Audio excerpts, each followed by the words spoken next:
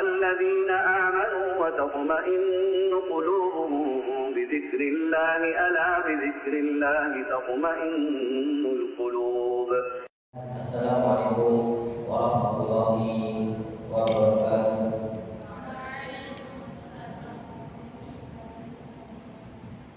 Alhamdulillah ala ihsanih wa syukru lahu ala taufiqihi wa imtinani. Asyhadu an la ilaha illallah wahdahu la syarika lah ta'ziman li sya'nihi wa asyhadu anna Muhammadan abduhu wa rasuluh da'iyan ila ridwanihi wa salawatu rabbi wa salamu alaihi wa ala alihi wa sahbihi amma ba'd. Ma'asyiral akhwat, ibu-ibu, ummahat, akhwat yang dimuliakan Allah Subhanahu wa taala, kita bersyukur kepada Allah Subhanahu wa taala yang telah memberikan nikmat-nikmatnya begitu banyak kepada kita. Kita diberikan kesempatan Allah Subhanahu wa taala untuk menikmati sebuah karunia yang agung, yaitu nikmat ilmu dan nikmat amal soleh. Sedikit sekali dari hamba Allah Subhanahu wa taala yang Allah berikan taufik untuk menuntut ilmu, untuk mengamalkan ilmu. Terlebih itu ilmu akidah yang shahihah dan ilmu fikih tentang amal ibadah ini. Mudah-mudahan senantiasa Allah Subhanahu wa taala limpahkan rahmatnya kepada kita semua dan sempurnakan. Wasbahu alaihi ni'amahu zahiran wa batinan. Allah Subhanahu wa taala yang akan menyempurnakan nikmat-nikmatnya kepada hamba-hambanya. Karena apa? Karena kesyukuran kita. Karena kita meyakini dengan hati bahwa saya seluruh nikmat itu dari Allah Subhanahu wa taala. Kemudian sering mengucapkan alhamdulillah wa syukurillah, dan kita gunakan nikmat ini, nikmat ilmu ini di dalam amal yang bermanfaat, amal akhirat. Itulah yang merupakan syukuran kita yang sebenarnya syukur kepada Allah Subhanahu wa taala. Ibu-ibu yang dirahmati Allah Subhanahu wa taala, kita masuki pasal yang baru, yaitu al-hadas. Kita masuk pasal yang baru, yaitu tentang hadas dan macam-macamnya, dan bagaimana cara kita bersuci dari hadas. Tentunya kita harus mengetahui apa itu pengertian hadas secara umum, baik dari segi bahasa maupun dari segi istilah. Ma huwa al-hadasu? Apa itu al-hadasu? Al-hadasu lughatan huwa syai' al-hadis. Al-hadas dari sisi lugha, dari sisi bahasa, dari kata hadasa yang kudus, yaitu syai'un jadidun. Wa syai' al-hadis ay syai'un jadidun. Kalau ada kata terdiri dari kata ha, dal, ta, maka itu menunjukkan perkara jadidun, perkara yang baru, kejadian. Di dalam bahasa Arab, kejadian itu dinamakan hudus atau hadasun. Hudus, kejadian, itu sesuatu yang baru, sebelumnya belum terjadi, sekarang terjadi. Kemudian perkataan kita disebut hadis. Muhadasah, bercakap-cakap, sebelumnya tidak berkata, kemudian dia berkata, maka dikatakan sesuatu yang baru. Hadis Nabi, perkataan Nabi, dari segi bahasa artinya jadi suatu perkara yang baru. Nah, wa yuqra'u al-amri alladhi lam yakun mawjudan summa wujida. Wa yuqra'u digunakan al-amri untuk perkara alladhi yang lam yakun mawjudan, yang belum ada, belum terjadi, summa wujida, kemudian ada.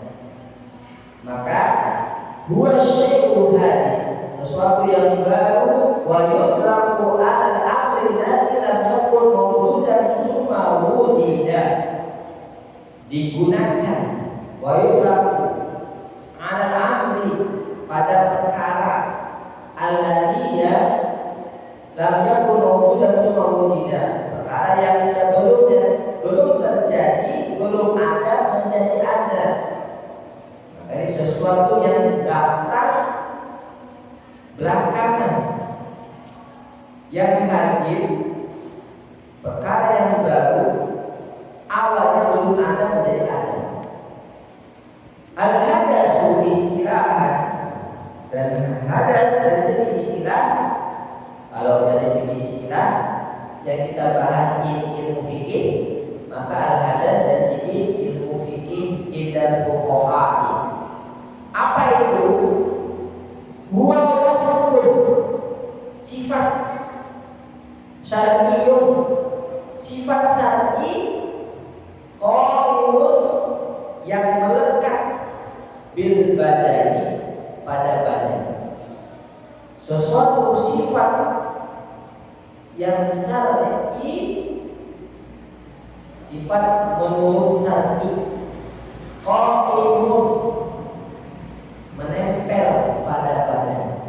Jadi hadas itu suatu sifat syar'i yang menempel pada badan. Sifat yang menempel pada badan itu dinamakan hadas. Yang nahu insya'u sholat, yang menghalangi kesahan sholat kita. Wa nahwaha, dan semisal sholat. Sholat awal itu butuh bersuci. Kalau terkena hadas, maka batallah wudunya dan dia harus bersuci. Jadi awalnya manusia itu dia berwudu, dihukumi suci. Setelah itu datang perkara hadas, sifat syar'i ini, maka mengeluarkan dari dia suci menjadi tidak suci. Mimma tusawu lahu haram, perkara-perkara yang disyariatkan untuk toharoh, baca Quran, kemudian tawaf, sholat jenazah, itu dibutuhkan toharoh. Namun kalau dia itu muncul sifat ini, maka batalah toharoh tersebut. Hatta yurafa'u bi toharoh syar'iyyah, hingga seorang itu berwudu kembali atau seorang itu mensucikan diri lagi secara syariat. Jadi hadas itu sesuatu yang datang, sifat yang datang kepada kita semua, yang membuat membatalkan wudu atau membatalkan mandi besar kita. Nah, wa yaqulu hadasu ila ismail, hadas itu terbagi menjadi dua. Al-hadasul asghar, hadas kecil. Apa itu hadas kecil? Wa huwa ma yujibul wudu'a. Wa huwa ma yujibul wudu'a. Ma yujibul wudu'a,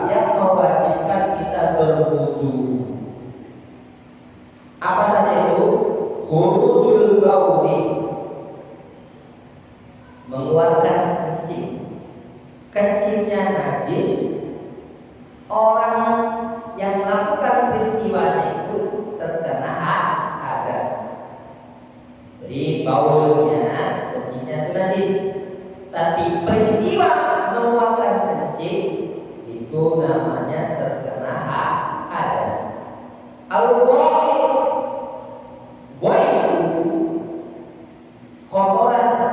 kotoran kita itu najis.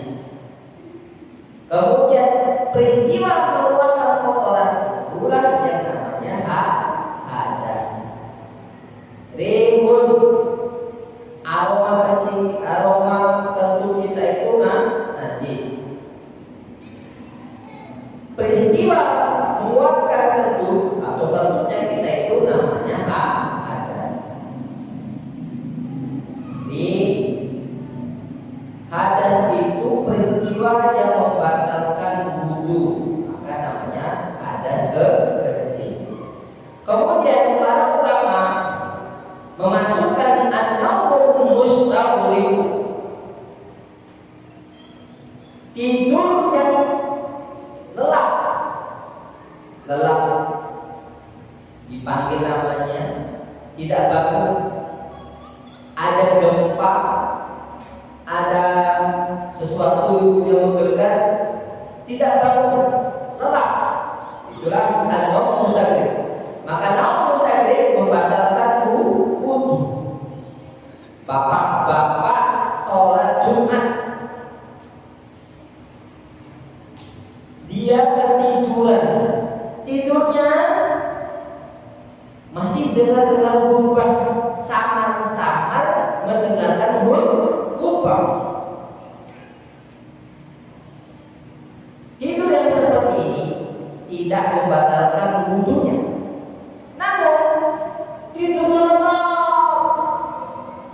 mendengarkan khutbah, tidurnya lelap, iqamah, dia terbangunnya tatkala dibangunkan oleh teman yang di sampingnya, itu baru batal wudu. Kenapa? Air mata kita ini adalah kunci pantat kita. Kata para ulama itu maka seperti itu. Al-ainu miftah, kuncinya pantat. Kalau dia tidur, maka dia tidak tahu apa yang terjadi. Bisa jadi dia kentut, bisa jadi dia selisih bau atau terinyak-inyak, bisa seperti itu. Dan itu terjadi karena kesadarannya tidak ada. Kalau kesadaran sudah tidak ada, berarti batal, berarti pingsan, bisa membatalkan wudu. Jadi apa saja yang membatalkan wudu, yang termasuk hadas kecil, khurujul bauli, peristiwa kencing, wal ghaiti, peristiwa kita BAB, kemudian kentut, kemudian tidur yang terlelap. Wa ghairu dzalika min nawaqidil wudu'i. Ibu, tambah satu ibu. Apa yang membatalkan wudu lagi ibu? Makan daging makan daging onta. Makan daging yang dibakar disunahkan wudu. Ibu-ibu lagi barbeque, ya, sekarang hobi-hobi makan barbeque ala Korea, disunahkan untuk berwudu. Kapan wajib? Kalau barbeque-nya onta. Ada teman kaya raya, sekali-sekali kita bakar-bakar onta, beli onta, dikirim, kemudian dibakar-bakar, makan bersama, akhirnya membatalkan wudunya. Maka di sini dia termasuk masukkan hadas apa? Hadas ke kecil. Wallahu ta'ala, dengan kita menghormati pendapat para ulama, makan onta daging onta membatalkan wudu. Baik, kita masuk ke perkara berikutnya, al-hadasul akbar. Apa itu hadas akbar? Wa huwa ma yujibul ghusla. Wa huwa al-hadasul akbar wa huwa ma yujibul ghusla, apa yang mewajibkan mandi besar. Apa saja yang mewajibkan mandi besar? Yang pertama, mislu al-janabah. Misal contohnya al-janabah, junub, hubungan suami istri, mimpi, atau iltiqa'u sakinah, iltiqa'u hitanain, bertemunya perkara yang dihitan walaupun tidak keluar maka membatalkan atau maka hadas besar.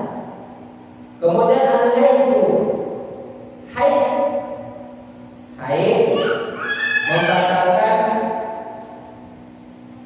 mandinya, mewajibkan mandi besar, dia terkena hadas. Wan nifasu, nifas darah dari selesai melahirkan itu juga termasuk hadas besar. Dalilnya apa?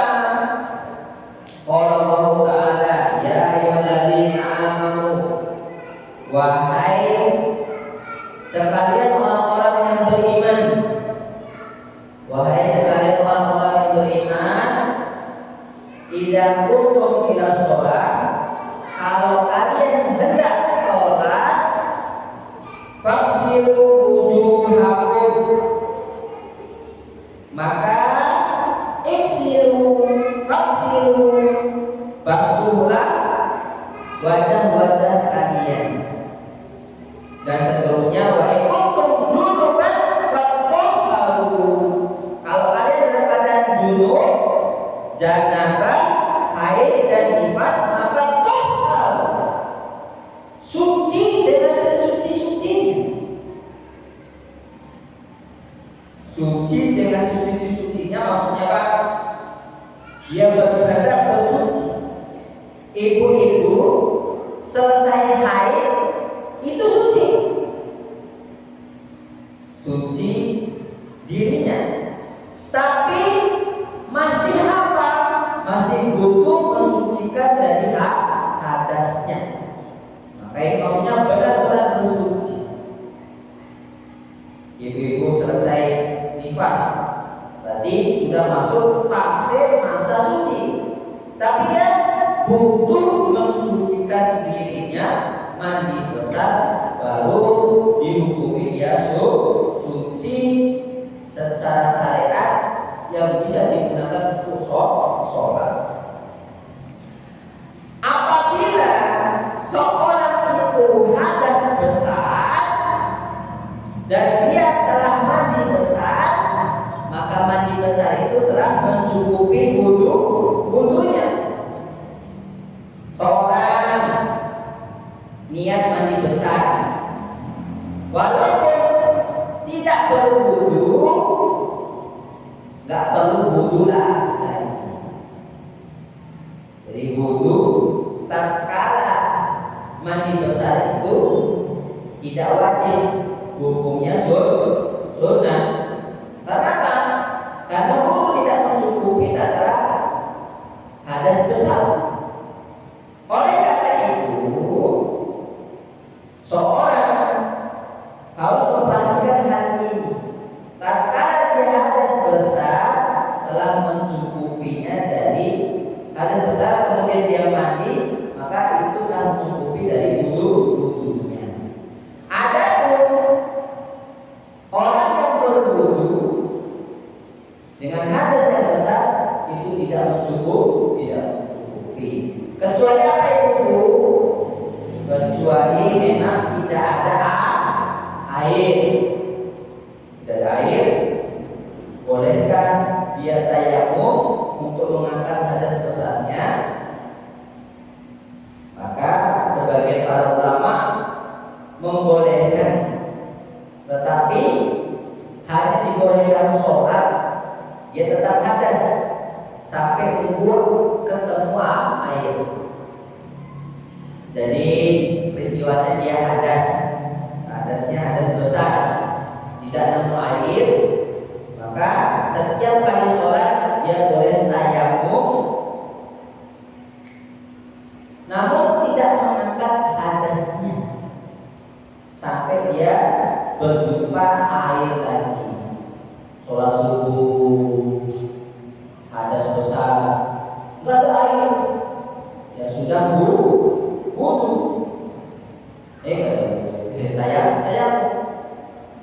tayamum untuk sholat subuh.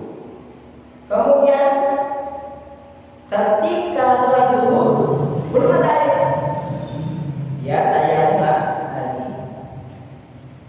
Kondisi hadasnya hadas besar. Setelah maghrib baru ketemu air, maka di sini dia harus mandi.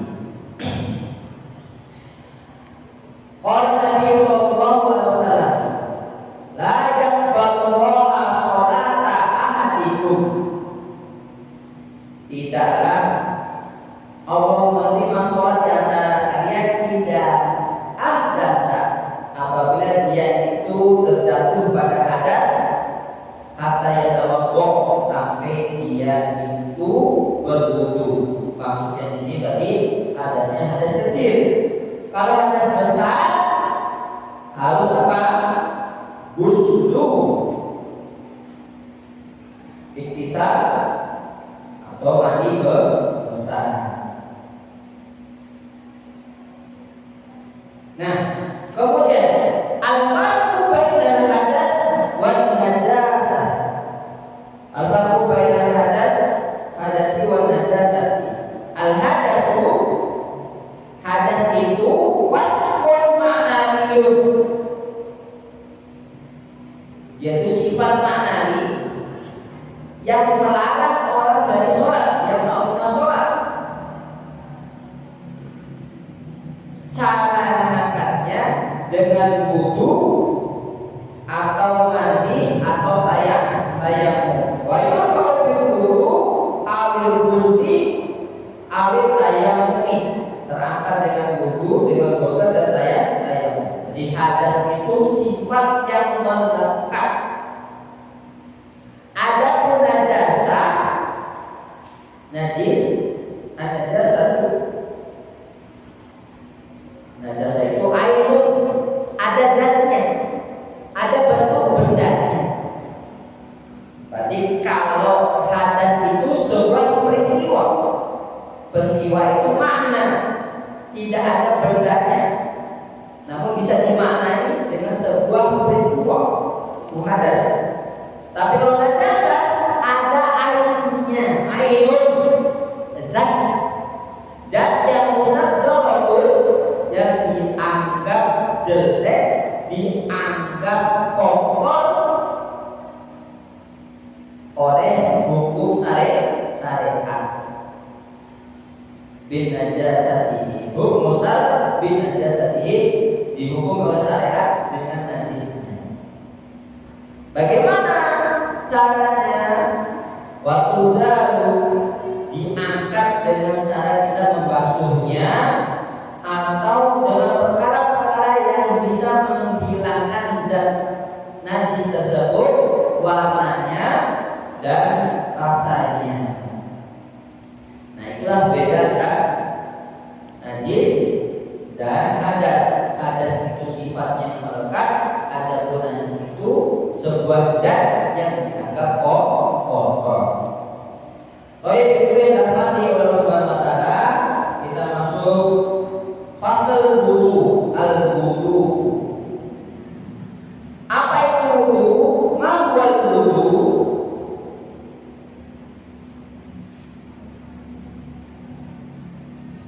Mau berwudu lughatan istilah. Apa itu wudu dari segi bahasa dan segi istilah? Al-wudu ada wudu, ada wadu. Wudu itu peristiwanya, wadu itu alatnya. Air dinamakan al-wadu. Wudu peristiwa berwudu. Air yang kita gunakan berwudu dinamakan al-wadu. Al-wudu lughatan wal ghusl. Berarti wudu dari segi bahasa itu ghusl. Baik. Wan nadhafatu bersih, wal bahau indah. Jadi ibu, makna wudu ada tiga. Baik ya, sesuatu yang dilakukan itu baik. Kemudian nadhafatu, sesuatu yang dilakukan itu membersihkan. Wal bahau memperindah. Jadi hakikatnya seorang yang berwudu itu menghiasi dirinya. Kita itu mutatahhirin, tatahharo, butuh bersuci. Kita kotor, dengan bersuci, dengan berwudu akan menghiasi kita. Sedangkan malaikat disebutkan oleh Allah Subhanahu wa taala mutahharun, sudah suci dari sananya, sudah indah dari sananya. Jadi manusia itu makhluk yang tidak indah menjadi indah dengan perhiasan. Perhiasannya apa? Bersuci. Bersuci dari dosa dan bersuci dari najis dan bersuci dari hadas. Maka wudu punya tiga makna. Hasan baik, nadhofah indah, nadhofah bersih, kemudian bahak memperindah diri. Ma'khudun minal wadha'ah, diambil dari kata wadha'ah, indah. Apa itu indah? Huwa husnu, dia baik, wal isyraq, dia baik dan bersinar. Al-isyraq, jadi wudu itu baik, bersih, kemudian indah, wal isyraq, bersinar. Hakikatnya seorang yang berwudu berarti membuat anggota wudunya bersinar. Kapan itu? Di hari kiamat. Jadi makna wudu dari segi bahasa mengandung 4 makna ini. Hasan baik, nadhofah bersih, bahak indah, wal isyraq bersinar-sinar dia. Makanya kaum muslimin dibedakan dengan umat yang lainnya dengan wudunya. Orang kafir jalan berwudu, akhirnya wajahnya kusam sekali. Tapi kalau kita lihat seorang muslim, walaupun hitam dia, tapi sering menjaga wudunya, kok kelihatan bersinar-sinar, kok kelihatan indah. Itulah makna wudu dari segi bahasa. Sedangkan wudu dari segi istilah, huwa ta'abbudu lillahi ta'ala. Ta'abbud berarti wudu itu ibadah. Kenapa? Apa maksudnya ibadah? Yang namanya ibadah ada apa itu? Ada syarat dan ada rukun ibadah. Perkara ibadah, perkara akhirat untuk masuk surga, dan ini hubungan kita dengan Allah.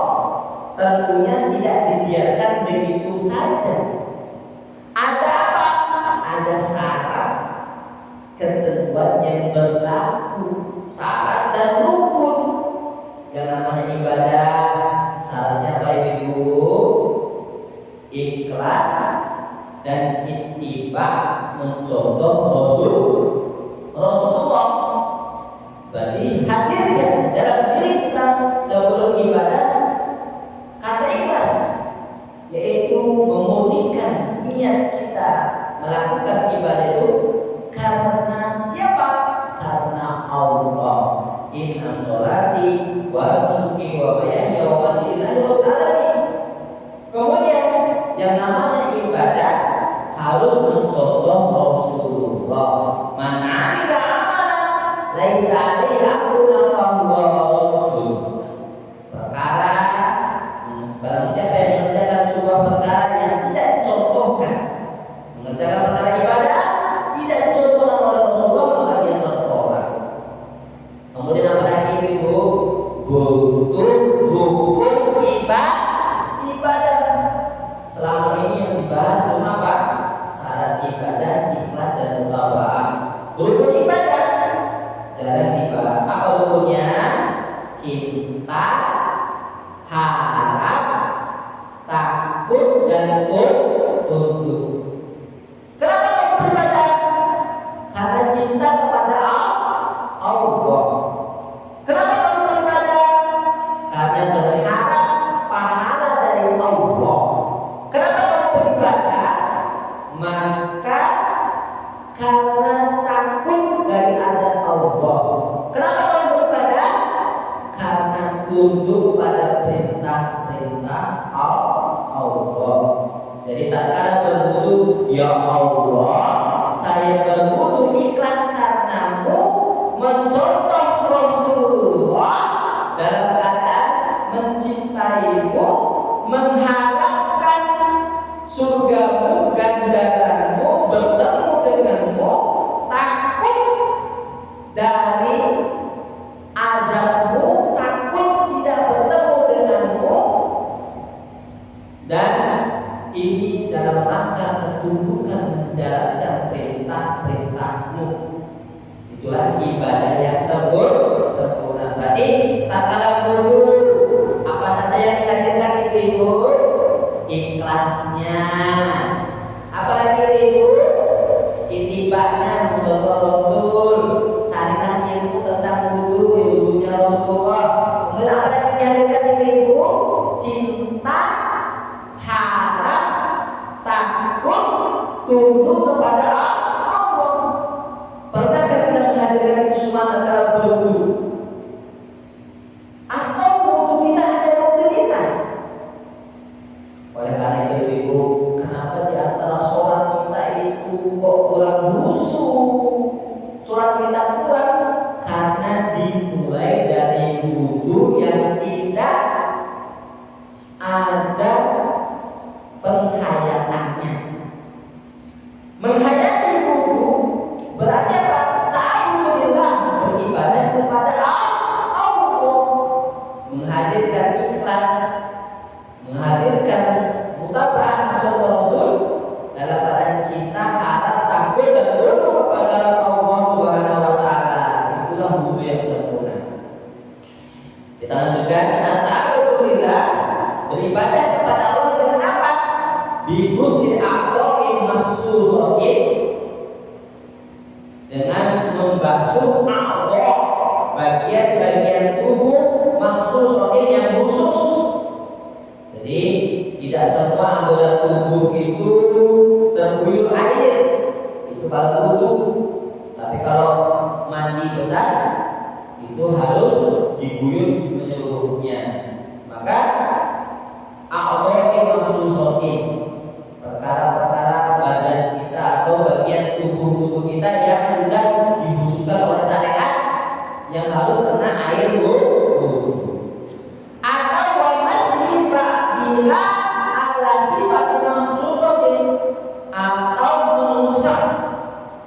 mengusap sebagian anggota tubuh dengan tata cara sifat yang khusus, bil ma'i, dengan air, al-tuhuri, yang suci dan mensucikan, li raf'il hadasil akbar, untuk mengangkat hadas kecil. Kita lengkapi, wudu adalah ibadah kepada Allah dengan cara mencuci anggota anggota tubuh yang khusus dan membasuh anggota-anggota tubuh dengan sifat yang khusus dengan air yang suci dan mensucikan, lirofi bertujuan mengangkat hadas yang kecil. Jadi hadirkan niat di dalam berwudu. Aku wudu ikhlas karena Allah, aku wudu karena perintah Allah, aku wudu mengikuti sunnah Rasul, aku wudu karena cinta Allah, aku wudu karena berharap kepada Allah, aku wudu karena takut kepada Allah, aku berwudu karena apa? Karena tunduk kepada Allah, dan aku wudu untuk mengangkat apa? Mengangkat hadas kecil. Berapa ini Ibu? Ikhlas, mencontoh Rasul, cinta, harap, takut, tunduk perintah Allah, tunduk perintah Rasul. Sudah berapa itu? 7. Ditambah 1 apa? Mengangkat hadas kecil. Ada 8. Tatkala ibu-ibu menghadirkan 8 niat ini, berarti ibu-ibu berapa kali wudu? 8 kali wudu. Syekh Muhammad Utsaimin mengatakan, seorang yang berwudu dengan memperbanyak niat, maka dia mendapatkan pahala yang banyak. Ibu-ibu kalau punya niat 1000 dalam berwudu, maka ibu-ibu mendapatkan apa? 1000 amalan wudu. Masya Allah. Apa saja niatnya? Ya terserah ibu-ibu. Tambah lagi ibu, menggugurkan dosa. Apalagi membuka pintu-pintu surga. Ada gak wudu menggugurkan dosa? Ada dalilnya kemarin? Ada. Kemudian wudu membuka pintu surga. 8 pintu surga ada. Wudu memperbagus tubuh kita menjadi umat Nabi Muhammad, Guru Muhajjalin ada. Terus apa lagi Ibu? Wudu melindungi kita dari apa? Dari api neraka. Wudu banyak sekali Ustaz. Ya wes, kalau nggak bisa seperti itu, ya Allah, aku berwudu ikhlas kepadamu, mengikuti sunnah Rasulmu untuk mengangkat hadas kecil dan untuk memperoleh semua janji-janjimu dan janji Rasulmu kepada orang yang berwudu. Maka dia akan memperoleh seluruh keutamaan orang yang berwudu. Bagaimana caranya tadi? Ya Allah, saya niat ikhlas karenamu dalam wudu ini, mengikuti sunnah Rasulmu untuk mengangkat hadas kecil dan untuk memperoleh janji-janjimu dan janji Rasulmu semuanya. Tatkala seperti ini, dia akan mendapatkan apa Ibu? Seluruh keutamaan berwudu. Ibu-ibu, biasanya wudu itu apa niatnya?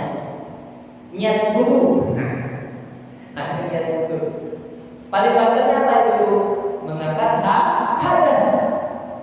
Itulah goflatnya, lalainya kita di dalam apa Ibu? Di dalam wudu. Seharusnya yang namanya kunci dalam sholat, dalam toharoh, maka kita akan hadirkan seluruhnya kita. Maka barang siapa yang bisa menghadirkan seluruhnya tadi, Allah akan berikan semuanya. Cinta, berwudu ikhlas karena Allah, berwudu mengikuti sunnah Rasul, berwudu cinta kepada Allah, berwudu karena berharap janji-janji Allah, takut dari azab neraka, berwudu karena dia tunduk kepada Allah, berwudu mengangkat hadas. Dengan seperti itulah yang namanya apa? Menyempurnakan wudu. Isbabul wudu. Apa ganjaran isbabul wudu? Orang isbab sempurna wudunya apa ganjarannya? Dibukakan 8 pintu surga. Ditambah lagi apa itu? Ditambah dia menjadi umatnya Muhammad yang mendapatkan syafaat beliau dengan tanda burul muhajjalin min asari wudu. Ya Allah, dari sini, dari segi fikih kita mendapatkan dari utama apa itu? Utama ilmu. Semakin belajar, semakin banyak niat di dalam wudu kita, semakin utama wudu kita. Dari sini berbeda wudunya orang awam dan wudunya thalabatul ilmi. Ibu-ibu sudah belajar tentang keutamaan wudu? Sudah ibu-ibu? Sudah. Ada berapa? Nah, coba kita pelajari lagi. Kalau ada dapat, saya sudah dapat 2000 keutamaan wudu. Oh, ya sudah. 2000 itulah yang ibu niatkan di dalam wudu ibu-ibu. Maka akan mendapatkan pahala 2000 wudu sesuai dengan niatnya. Karena apa? Ini adalah kunci kesuksesan dalam sholat kita. Bisa juga, ya Allah, aku berwudu agar khusyuk di dalam sholat. Nah. Kemudian wayasmal, dan wudu ini mencakup a'dha al-wudu al-mazkur fi qouli ta'ala, mencakup bagian-bagian wudu yang disebutkan oleh Allah di dalam surat Al-Maidah. Maka standar wudu yang mencukupi, yang sah, itu ada dalam surat Al-Maidah. Ya ayyuhalladzina amanu idza qumtum ila shalah faghsilu wujuhakum. Berarti apa itu? Wajah. Wa aydiyakum, 2 tangan, ilal marafiq, sampai siku, wamsahu bi ru'usikum, dan membasuh kepala, rambut, wa arjulakum, dan mencuci kaki hingga mata kaki. Jadi berapa yang dicuci?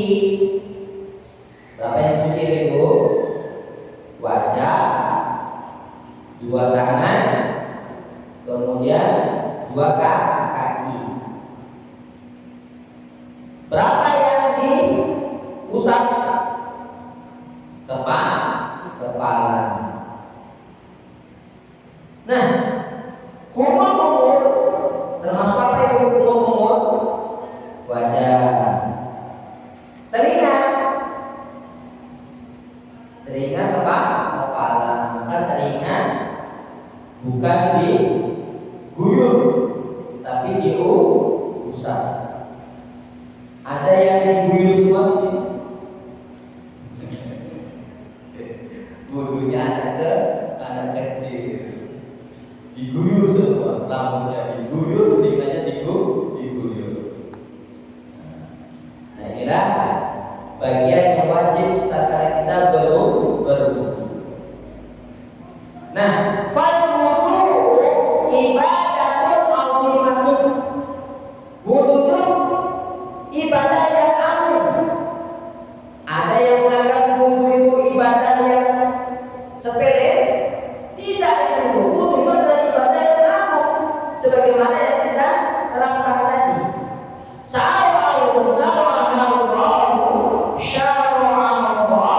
Allah mensyariatkan untuk apa? Untuk mensucikan kita.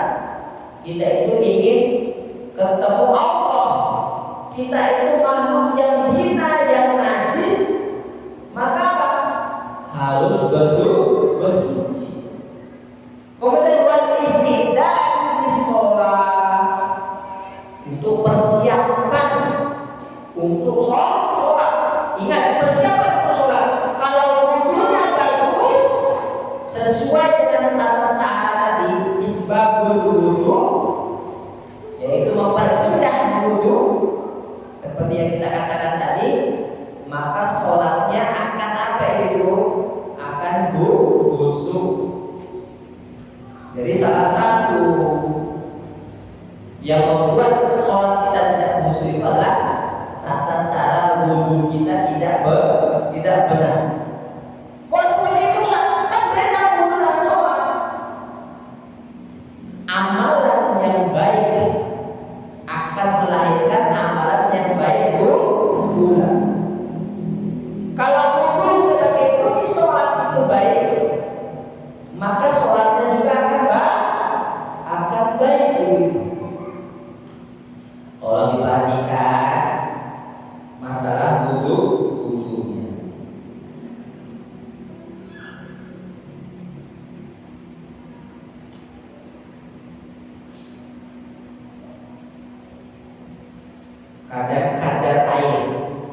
Kadar air tatkala berwudu seenaknya sendiri karena airnya banyak,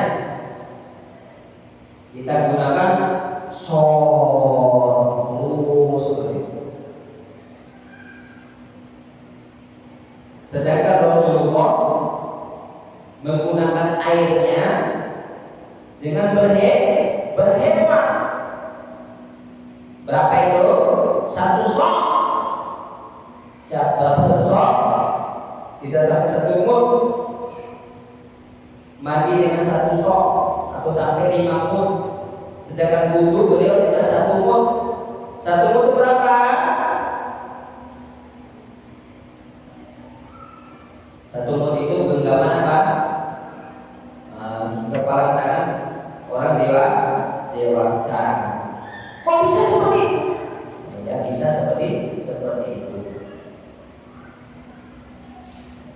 Kalau airnya kurang dari 1 mud, kita ratakan saja. Kita 1 mud saja dipakai. Jangan sampai ubah sih. Rasulullah berwudu dengan 1 mud. Mandinya dengan berapa itu? 5 mud. Berarti 5 kali kepala tangan itu. Bisa ibu mandi dengan itu? Mandi dengan 5 gayung. Ada yang mandi 5 gayung sini? Hah? Enggak Ustaz, rumah saya pakai shower. Enggak Ustaz, saya nyemplung di bak. Nyemplungnya di bak. Nah itu perlu kita perhatikan. Walaupun nikmat air di negeri kita ini melimpah, maka dalam perkara berwudu perhatikanlah, jangan sampai gara-gara kita wudunya itu tidak hemat air, demikian pula mandinya seenaknya. Kalau mandi kalau nggak 5 ember, enggak bersih. Nah, ini yang perlu kita perhatikan. Karena kalau cebok itu karena was. Maka ikutilah tata cara syariat. Rasulullah mandi dengan 1 sok sampai 5 mud, atau berwudu dengan 1 mud. Perhatikan yang perlu kita perhatikan masalah penggunaan air. Wa huwa miftahul bihaa, dan wudu ini adalah kunci dari sholat kita. Namanya kuncinya baik, maka kita membuka sholat dengan baik. La yaqbalullah sholat ahadikum tidak ada sahabat yang tawadhu. Tidak Allah Subhanahu wa taala terima sholat sampai dia berwudu. Apabila dia itu berhadas,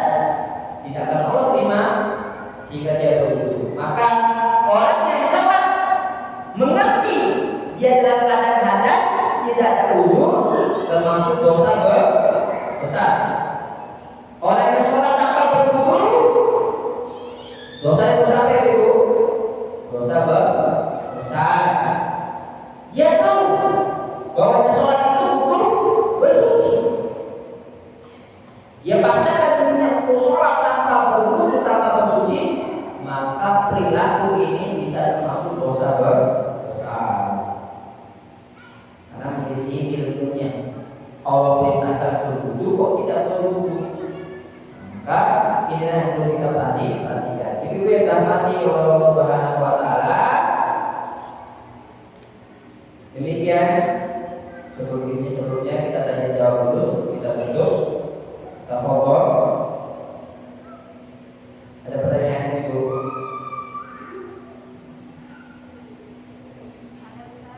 Nah, foto. Apakah wanita yang haid bisa mendapatkan keutamaan seperti Ustaz ketika dia berwudu dan bisa sholat juga? Apa tadi soalnya? Apakah wanita yang Tulis saja ya, tulis saja. Tulis saja.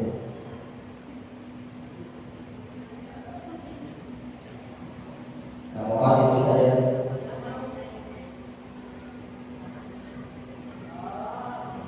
Pertanyaannya, apakah wanita yang berhaid bisa dapatin keutamaan berwudu?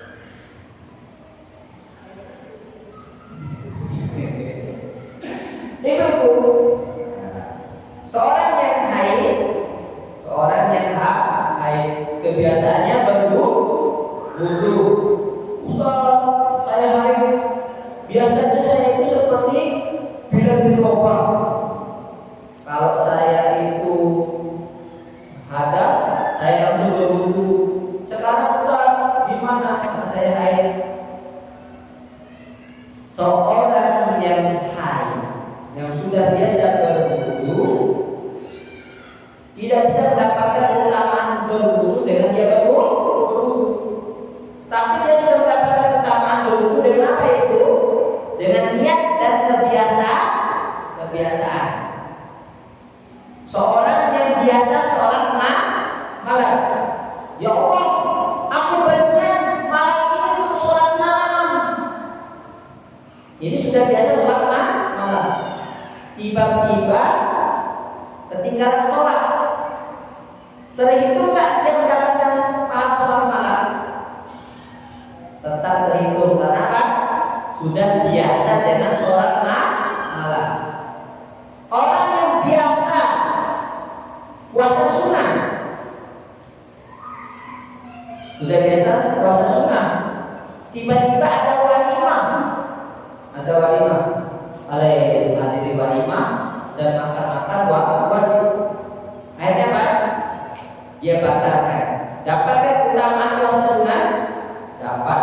Seorang yang sudah membiasakan diri dengan ibadah lalu terhalang, tetap mendapatkan nilai ibadah tersebut. Maka berbahagialah kita yang sudah biasa ibadah. Karena apa? Kalau kita terhalang, sakit atau ada halangan tertentu, kita tetap mendapatkan pahala tersebut. Apa yang perlu kita jaga? Niatnya. Ya Allah, saya niat beribadah walaupun saya terhalang dengan ibadah. Jadi seorang yang haid tidak akan mendapatkan keutamaan wudu kalau dia berwudu. Karena apa? Wudunya tidak mencukupinya untuk mengangkat haidnya. Kapan haid terangkat? Kalau selesai dan dia mandi wajib. Tapi sudah biasa berwudu, Ustaz. Ya, dia mendapatkan pahala dengan jalur lain. Jalur lainnya apa? Jalur niat yang soleh, niat yang baik. Jadi perbanyaklah niat-niat yang baik, kita akan terhitung amalan tersebut. Ya Allah, saya niat haji dan umroh. Qadarullah, Allah tidak takdirkan dia haji dan umroh. Dapatkah dia pada haji umroh? Dan dapat. Ya Allah, kalau saya kaya jadi sultan, saya akan infak 100 miliar. Dapatkah dia pahala? Dapat. Di antara kita ini untuk berniat baik saja susah. Bukti, kalau kamu punya uang 10 miliar, mau kamu hajikan dan umrohkan temannya? Hai Ustaz, mana mungkin Ustaz? Mana mungkin lagi? Perbanyaklah niat yang baik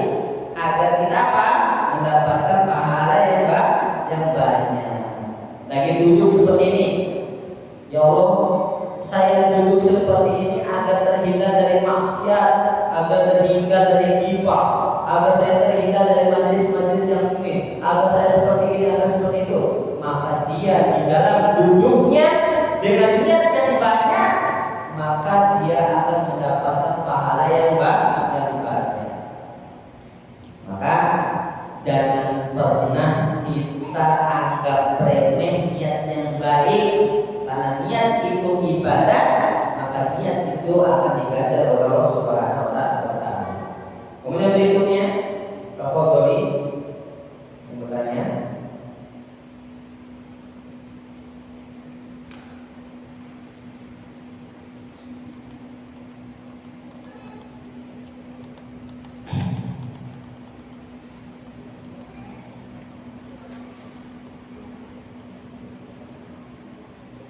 Jadi hari ini kita diajarkan bagaimana niat itu akan mengangkat derajat kita dengan memperbanyak niat.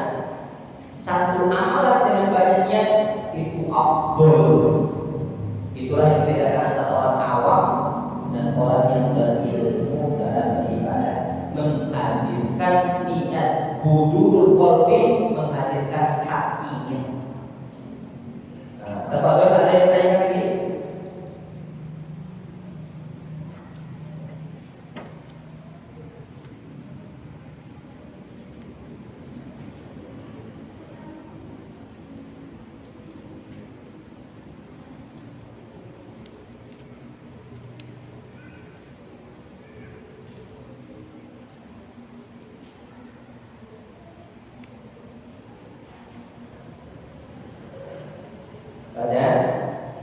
Ada kita cukup. Mudah-mudahan Allah Subhanahu wa Ta'ala memberikan keberkahan pada majelis-majelis kita. Mudah-mudahan kita termasuk orang-orang yang istiqomah dalam majelis-majelis ini. Ya Allah, berikan kami kekuatan yang Allah istiqomah dalam menjalankan majelis ilmu, jadi ahli khair, menjadi mafatihul khair. Tertutup perjumpaan kita dengan doa kafaratul majlis. Subhanallahumma wa bihamdika, asyhadu an la ilaha illa anta, astaghfiruka wa atubu ilaik. Wa akhiru da'wana alhamdulillahi alamin. Wabillahi taufiq wal hidayah wa hidayah. Assalamualaikum warahmatullahi wabarakatuh. الذين آمنوا وتطمئن قلوبهم بذكر الله ألا بذكر الله تطمئن القلوب